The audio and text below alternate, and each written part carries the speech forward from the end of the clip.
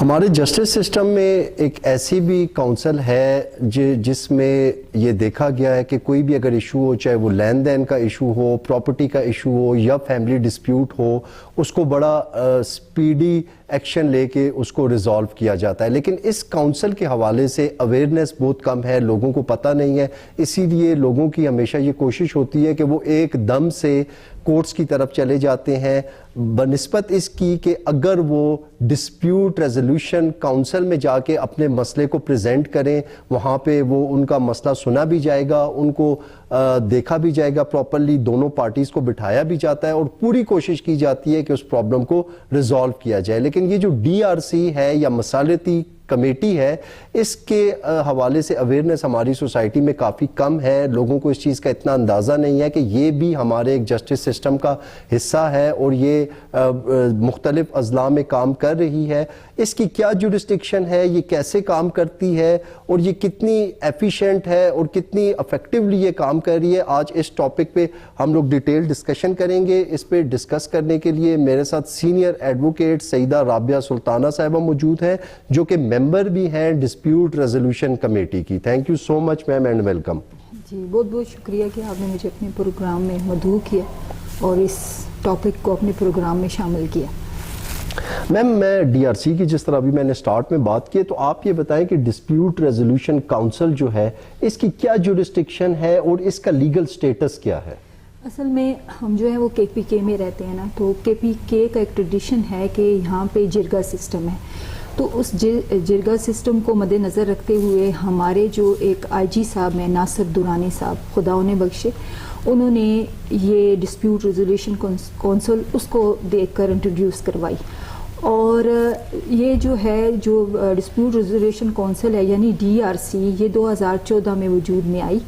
بعد میں اس پہ بہت سارے اعتراضات ہوئے اور اعتراضات میں یہ ہے کہ اس کو پھر کچھ عرصے کے لیے سسٹے کر دیا گیا.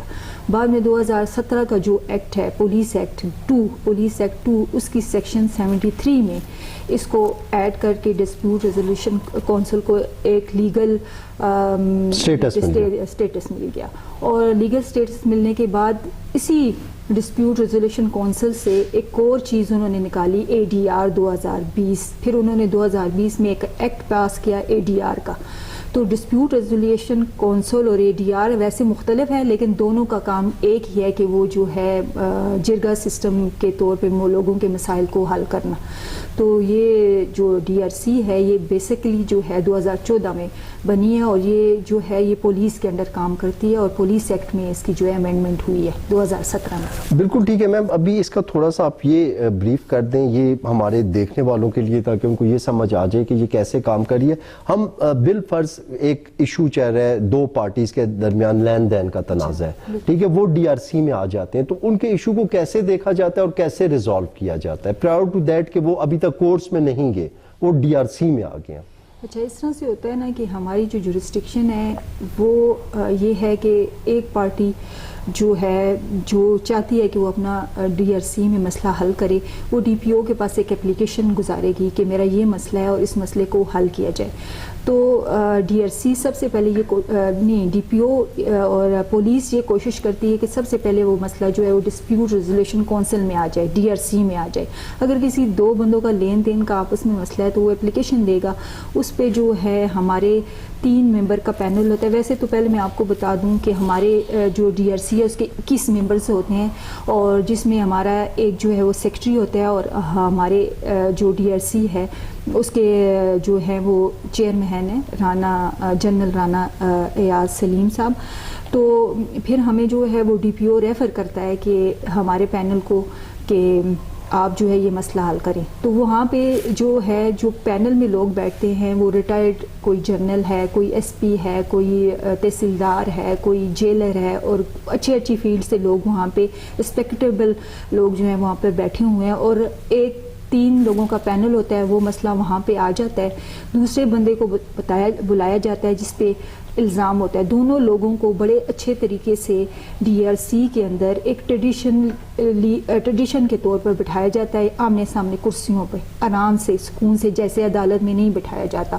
دونوں پارٹیز کی جو ہے وہ بات کو اچھے طریقے سے سنا جاتا ہے اور ان کا ایک پراپر حل نکالا جاتا ہے, دونوں کو ایک چیز پہ متفق کیا جاتا ہے اور پھر ان کا مسئلہ اچھے طریقے سے حل کیا جاتا ہے. اگر دونوں پارٹیز میں سے اگر ایک کو کسی چیز پہ اعتراض ہے اور وہ اس مسئلے کو نہیں مان رہے تو ڈی آر سی جو ہے وہ اپنی رائے لکھ دے گی کہ یہ اس طرح سے ہم نے بلایا, یہ مسئلہ تھا, کون سی پارٹی حق پہ اور کون سی نہ حق پہ.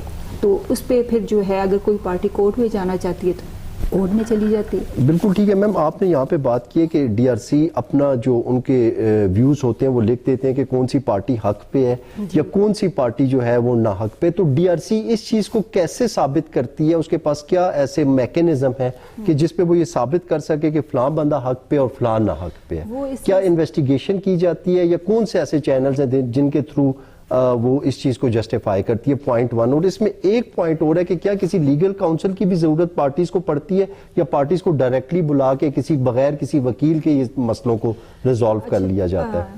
سب سے پہلے تو میں اس بات پہ آؤں گی کہ لیگل کاؤنسل والی جو بات ہے, یہ ڈی آر سی ان لوگوں کے لیے بنائی گئی ہے کہ جو لوگ وکیل افورڈ نہیں کر سکتے, جو عدالتیں افورڈ نہیں کر سکتے, وہ اپنا مسئلہ ایک اپلیکیشن پہ جو ہے وہ ڈی آر سی میں حل کرا سکتے ہیں. تو دوسری بات یہ ہے کہ ڈی آر سی میں مختلف سٹنگز ہوتی ہیں, مطلب ایک سٹنگ ہوتی ہے, پھر دوسری سٹنگ ہوتی ہے, پھر تیسری سٹنگ ہوتی ہے, اور ان کو موقع دیا جاتا ہے کہ وہ اپنے پیپرز, اپنے گواہ جو ہیں وہ لے کر آئیں.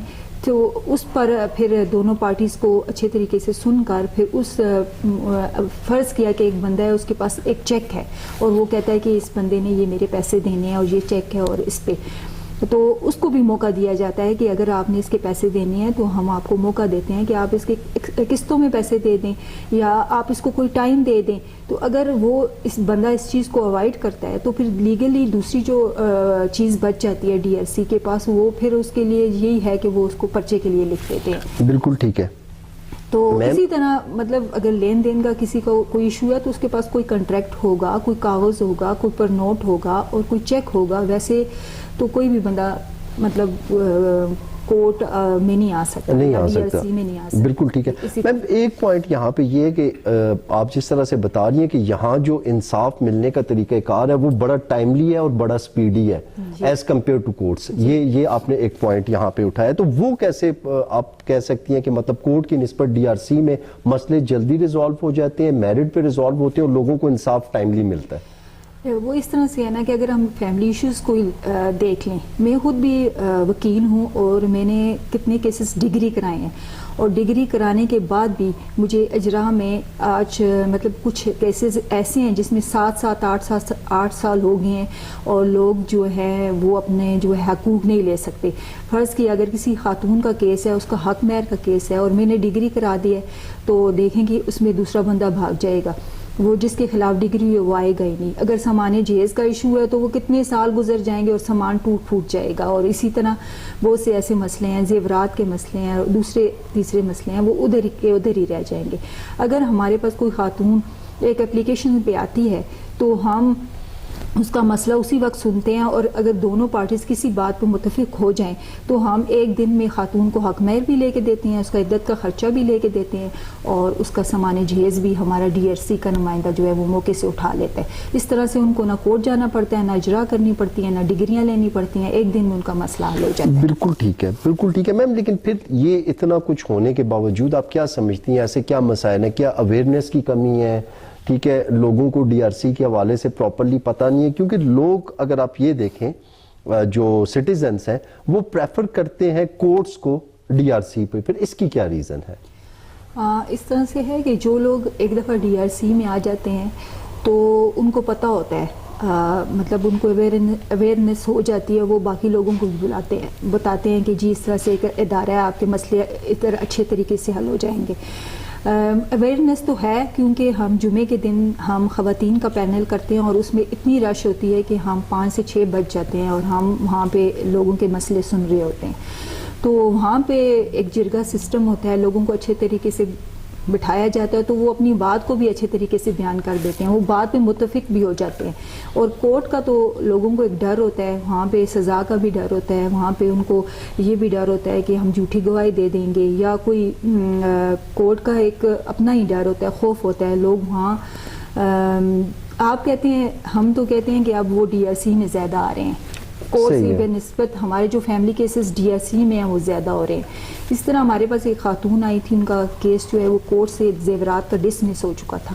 جب اس کا میاں ہمارے سامنے بیٹھا تو اس کا جو سسر تھا اس نے کہا کہ زیورات میرے پاس ہیں. تو اس طرح ہم نے کورٹ سے اس کا دعویٰ ڈسمس ہوا اس کو ہم نے ڈی آر سی میں زیورات دیے ہیں. ویسے دوسری بات یہ ہے کہ لوگ کورٹ کی جو آپ بات کریں, لوگ یہ سمجھتے ہوں گے کہ وہاں پہ جو ہے قانونی شکل ایک چیز کو دی جاتی ہے, ڈگری ہوتی ہے, لوگوں کے پیچھے وارنٹ ہوتے ہیں, پولیس جاتی ہے, تو شاید اس وجہ سے بھی لوگ کورٹ کو زیادہ پریفر کرتے ہیں. اچھا میم, اگر میں D R C dispute resolution committee یا مصالحتی کونسل کے حوالے سے یہ کہوں کہ ایک ہوتا ہے نجی جرگہ سسٹم جس میں آپس میں مشران یا جو بھی بزرگ ہیں وہ بیٹھ کے مسئلے کو حل کرنے کی کوشش کرتے ہیں, تو اسی کو اگر ایک آفیشیل شکل دی جائے تو ڈی آر سی بن گیا.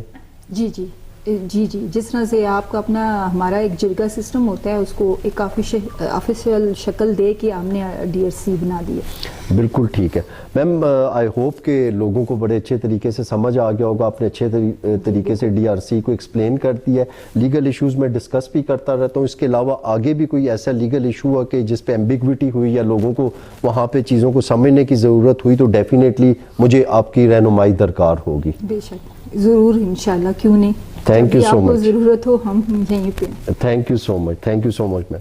جی آج آپ نے دیکھا کہ ہم نے ڈی آر سی کے حوالے سے بات کی ہے. آپ کا ڈی آر سی کے حوالے سے اگر آپ میرا پروگرام دیکھ رہے ہیں اور اس ٹائم آپ ڈی آر سی میں موجود ہیں یا کوئی آپ کا ایسا کیس ڈی آر سی میں ہو چکا ہے تو آپ کا کیسا ایکسپیرینس رہا ہے وہ ضرور شیئر کیجئے گا. Thank you.